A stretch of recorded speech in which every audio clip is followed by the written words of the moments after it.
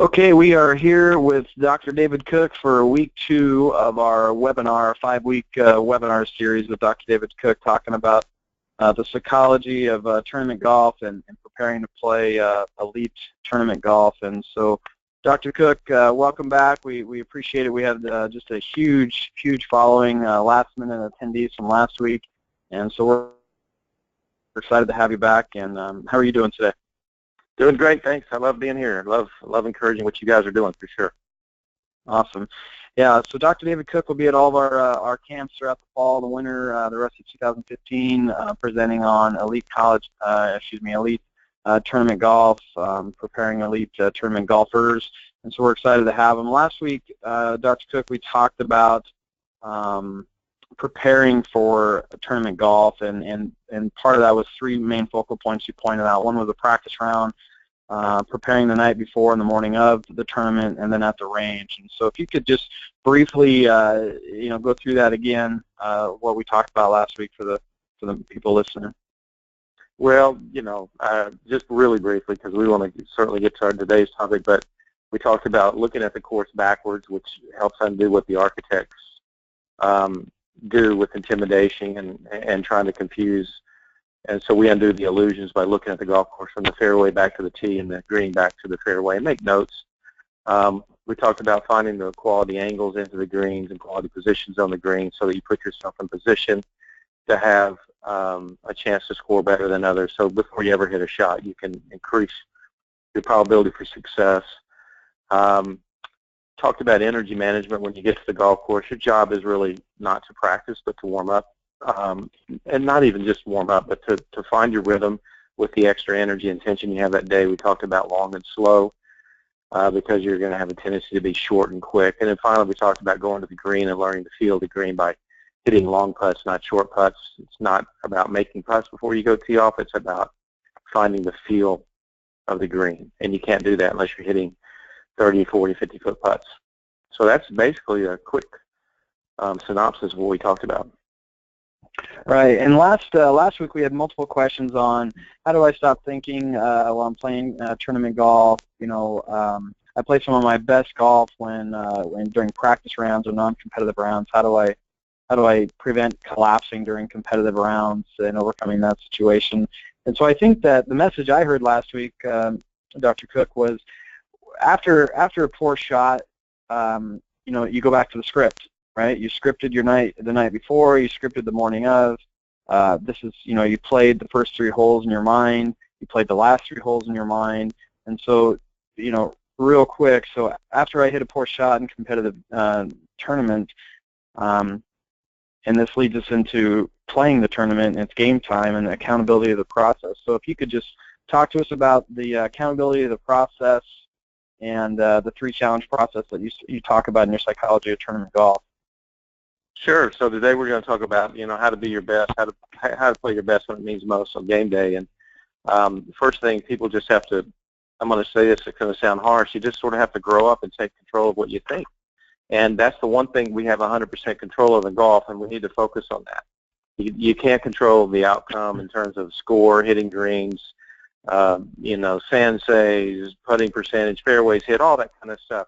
What you have to be able to do is control that which you have control over, and what you have control over is what you're thinking. So let's get control of what we think, and that's what today is about.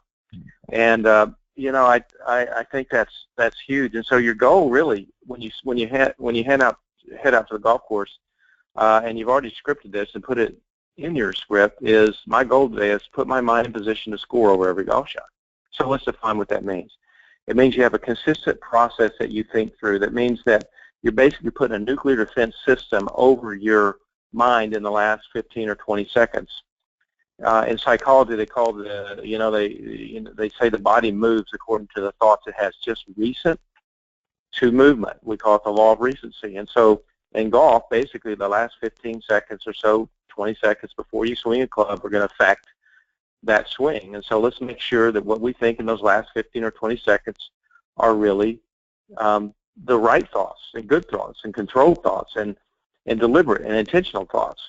And so let's make sure that 15 to 20 seconds of a great shot, we're thinking the right thing. And I call that the see it, feel it, trust it process.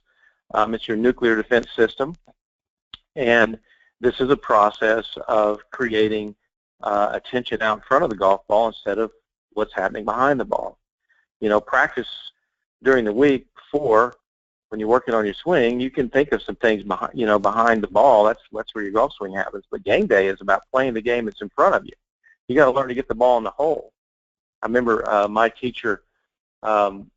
He was following a guy named Julius Boris that just won the PGA, and he followed him out to the parking lot. It was just the two of them, and he said, Mr. Boris, what do I need to do he was like a 12-year-old kid. What do I have to do to become a great pro like you?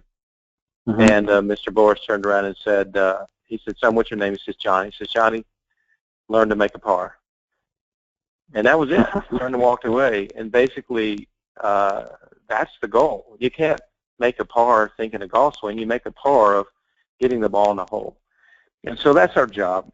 And so we create a process. It's a nuclear defense system against negative thinking. Your mind can only think of one thing at a time. So in those last 15 to 20 seconds, if I have said I'm going to stand behind the ball and see it, I'm going to walk into the shot and waggle the club, take a practice swing or whatever, and say field. I'm going to put the club down, look at the hole, and then remove, take my eyes back to the ball and say trust and let the club move. I have talked myself into a shot rather than out of a shot. I have seen a clear picture. I have felt that swing of that picture, and I have now speaking trust over myself and hitting the shot. I'm going to go into Seafield Trust in great detail at the golf camps, but right now, let's just say those are the words. That's the opening to the computer. Your mind works by seeing pictures, feeling what the picture felt like, and then trusting. So that's what we do.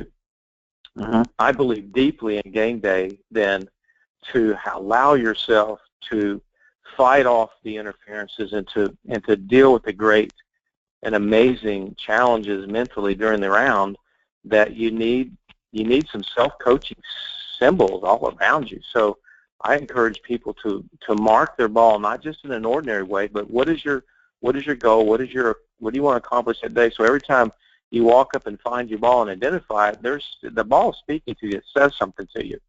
And in the beginning, I have my players just write SFT on two sides of the ball, so no matter where they find it, they see it, feel it, trust it. And so the ball is speaking to them. It's like their coach out there. They're committed behind each shot to see it, feel it, trust it.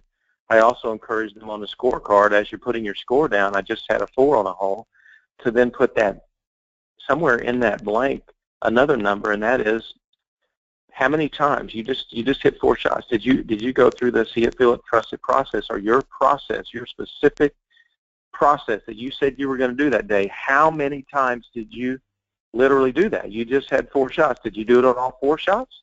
If so, put a 4 down there. If it was only 3, put a 3. If you only did it twice, put a 2. And at the end of the day, you'll have 2 scores. You'll have your outcome score, which you post, and you'll have the most important score that you will ever put on the scorecard. Is called your concentration score. And that is, my goal today was to put my mind in position for every golf shot. The concentration score shows you how well you did that. If I shoot a 75 and I have, a 70 on my concentration score, means I didn't go through my process 5 times. I can divide 70 by 75, and I've got a percentage. Maybe it's like 87%. That means I was B+ today, or 90. I was an A-. And our job is to get in the A's. We want to know that I had this goal and I accomplished it. Symbols. Write notes on your scorecard. Mark your ball a certain way. Have a process that you go through. These are self-accountability checks along the way to make sure you are doing what you said you were going to do. And that's how you play consistent golf. That's how you play one shot at a time. I'm sure our listeners have heard people say, hey, you got to play one shot at a time. How do you do that? Well, there it is in a nutshell right there. So that's the start. Well, it's exciting to obviously listen to what you're having to say, and the campers and the parents at our camps are just going to be taking notes diligently, I'm sure, when you're there presenting a couple of different segments at each camp. I have a friend who's a very good player, and it's funny, I noticed I was playing tournament golf with him one time, Dr. Cook, and my response to a bad shot, and I'm not a very good player, but my response to a bad shot was instant swing thoughts. What did I do right? What did I do wrong? And trying to redo it in my mind. His response to a bad shot was, give me a swing and give me a lie. And so I finally captured that one day, and maybe you can kind of touch on this a little bit, but my instant response was, how do I fix it? And his instant response was the next shot. Like, just, I hit it in the trees. Just give me a decent lie and give me a swing, and I'll have a chance at it. Yeah. Where I'm getting all mechanical on the golf course. Well, most people do that, and that's because the way we practice golf is so pathetic. We get on a nice level, flat piece of land. We hit balls out, over and over and over with the same club to a environment where there's no ramifications, and we're working on these little swing thoughts. Our mind's in our backswing the whole time, and we think that's good practice to go out and tee off on a 614-yard par 5, no flat lie anywhere. There's out of bounds left. There's water right. Into the wind, and we think, oh, that was good practice. That prepared me for that. It's ridiculous. We've got to practice like we play. So here's the deal. Golf in reality, so you put your mind in position like we just talked about. You put your mind in position for a good shot and a successful shot. You do that over and over and over. You do not make the excuse, well, that didn't work. You do it each time because that's how the brain connects to the muscles. You have to put your mind in position. You can't have the excuse, well, it didn't work last time, or I three-putted, or I hit a bad shot. That ain't going to work this time. All we're saying is you got to give yourself a chance. Put your mind in position over each shot. You're never more than one swing away from getting in the zone. Put your mind in position. When you go out in the fairway or you go out in the rough and you find a shot, you find your ball where you didn't intend for it to be, which is golf. That's the name of the game. You're going to find that. Then we have this thing called the 3-challenge concept. The 3-challenge concept basically says, and don't get caught up in the number, and it's a concept. It's not a fact, so it means it's mostly true, and it's a good theory. The 3-challenge concept says that every person in the tournament is going to have 3 major challenges today. Could be 5, it could be 7, it could be 1. Just don't worry about it. There's a number, and everybody's going to be challenged. And so you hit it down the fairway on the first hole, and you go find out it's in the divot in the fairway, or it's in the sand-filled divot, but it's, the ball's halfway buried or whatever. Instead of going, why does this always happen to me, or this is going to be a bad day, you simply identify it as one of those challenges. And so the first thing we do is we say, okay, everyone's going to have their challenge. This is one of mine. It can be the first shot, the last shot, or somewhere in the middle. So I'm not emotionally involved in this deal. I'm just going, this is one of my challenges. Great. Here it is. The second thing I'm going to do, after I've identified that, I'm going to realize this, that the winner of this golf tournament is going to be better out of their 3 challenges than everybody else. So instead of being upset about this, I'm going to say, okay, this is one of my 3 challenges. I'm going to find a way to do what Julius Bohr said. I'm going to find a way to make a par right now, right here from this. I'm going to see this as a challenge, and I'm going to do better from my challenges than the other people, because the winner is going to be better from their challenges than the other people. This is one of my 3, 7, 10, whatever today. I'm going to be better from it, and therefore I'm going to see this as an opportunity rather than getting behind. The third thing it does for me, if I'm going to need to know how to hit a shot that's half buried in a sand divot in the middle of the fairway, then I need to go back to the practice range, which we just talked about. When I'm practicing, I need to prepare for the realities of the game of golf. I need to know something about every shot. I need to know what it's like to hit a ball out of a divot with no sand, out of a divot with sand, uphill, downhill, side hill, into the wind, with the wind, deep grass, shallow grass, fescue grass, zoysia grass, Bermuda grass.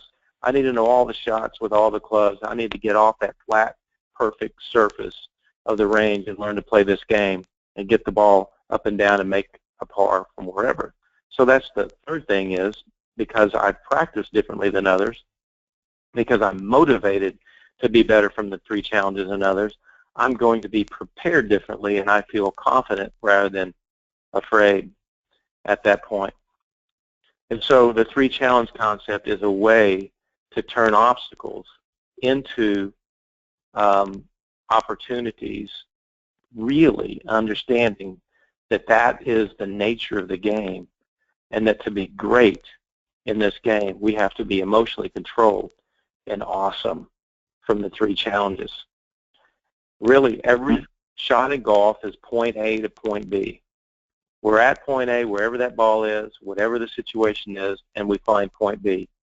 And if I'm in a divot, and it's kind of down in the divot, and I've got a bunker between me and the hole, point B is not going to be the flag, because I know that it's actually physically impossible to hit this shot. So I've got to choose a different point B that's going to give me the best chance. It might be a 30-foot per par instead of trying some crazy shot and blading it over the green and have another hard shot coming back, or leaving it buried in the bunker. I'm gonna move my point B according to my variance and my abilities and my calculations. We got to be really smart at this game, and you can't be smart if you're mad, upset, overwhelmed. And so it kind of goes back to putting all this together for today's lesson. We got to put our mind in position over every golf shot to have success at a moment in time. First thing is process. Put your mind in position. Have a nuclear defense system against negative thinking. If you're thinking, see it, feel it, trust it, you can't be thinking, I hope I don't hit it in the water. If you find yourself in one of the three challenges, the same concept. You see it, you feel it, trust it to point B from there. You find point B. And you keep moving point B till you know I can get it to point B. And then you go after it. And golf is golf. And you add them up when it's over. Some days are better than others. But you know what? It's a great game. And the more we put our mind in position to score, the better chance we have of being successful when it means the most. And that's the day that you have to post a score.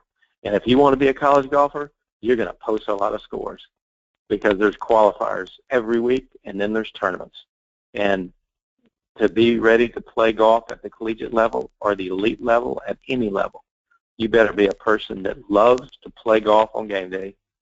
And the way you do that, control what you have control over, and then chase it, and then add them up when it's over.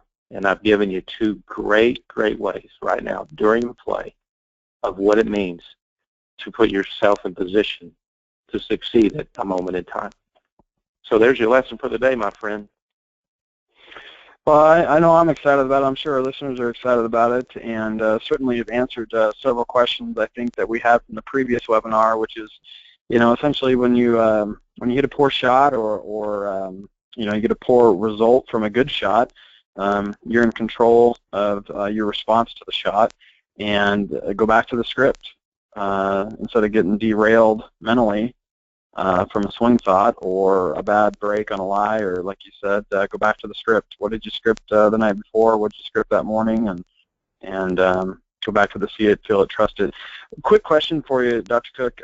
So the see it, feel it, trust it, and I don't want to go too far into this, but if you had a stopwatch on you from the time you decided on which club you're going to hit to the time that the ball leaves the club base, is there an ideal kind of time? Is it 12 seconds? Is it 15 to 18 seconds worth of thought process? Because you said that you mentioned something about the last 15 seconds of your mind is the most important before a shot. So stopwatches on you, it should be consistent, I'm assuming, in terms of how long you're taking on the shot. But is there kind of an ideal range that you would suggest? There you go. There you go. It's a range, and there's no stopwatches here. This is not, I was 12.5 and I should have been 12. That's crazy, because sometimes, like on a flop shot, a wedge shot, you're really looking. When you say feel, you're just really, really taking a couple practice swings, maybe 3 or 4 just to get the feel. But it's in the range of 12 to 20 seconds. That's, that gives you 6, to 8 seconds of response time. But it isn't 30 seconds. It's not 40 seconds.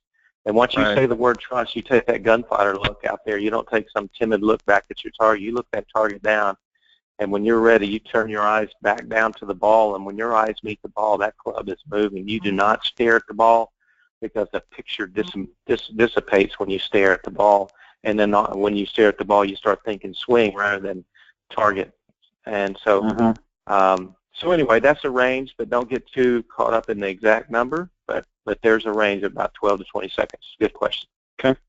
Yeah, excellent, excellent. Well, Dr. Cook, we'll let you go this evening. I appreciate you joining us again. Next week, we'll be back on with Dr. Cook on another topic, and I believe a special guest is going to be joining us next week to talk a little bit more about tournament play and preparing to play elite tournament golf. So, Dr. Cook, I appreciate your time, and we'll talk soon. Thank you. God bless you. Bye-bye. Okay. Yep, you too. Bye.